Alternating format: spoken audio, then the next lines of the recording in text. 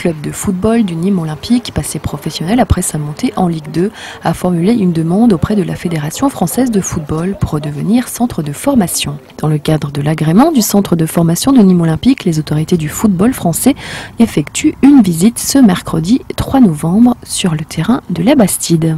Eric Momberts, entraîneur de l'équipe de France Espoir, accompagne la délégation parisienne. Il est ici pour vérifier le respect du cahier des charges et l'avancée des travaux. Ma mission consiste aujourd'hui simplement à valider le dossier qui a été présenté par le club. On est amené à faire confiance à un club qui a déjà montré son savoir-faire par le passé. Avec un projet, avec des gens dynamiques, on sent une vraie volonté, encore une fois, de s'inscrire dans la continuité. Les travaux du centre avancent à grands pas et le terrain synthétique a officiellement été réceptionné par le club.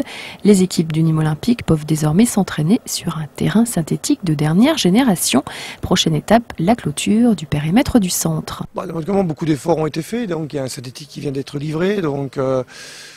Voilà, ce qui est important aussi, au-delà des terrains, c'est de voir la volonté des hommes de mettre en œuvre un projet.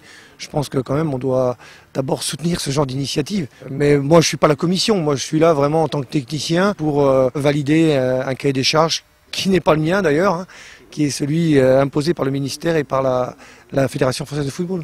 Initié par Jean-Louis Gazot, le projet prévoit la construction de 2 bâtiments aux côtés des 2 déjà en fonction et de la mise en place de 6 terrains pour toutes les équipes, la professionnelle et les amateurs. Un investissement important a été nécessaire pour la remise à niveau du site. Entre l'acquisition et les travaux, il y a 6 millions d'euros d'investissement, ce qui est important. On a contacté un prêt sur une douzaine d'années pour que l'annuité ne dépasse pas les 200 000 euros, afin que le club ne soit pas pénalisé au niveau sportif. On peut être optimiste quant à la décision parce qu'on a un site exceptionnel, on a des éducateurs qui sont qualifiés pour recevoir cet agrément.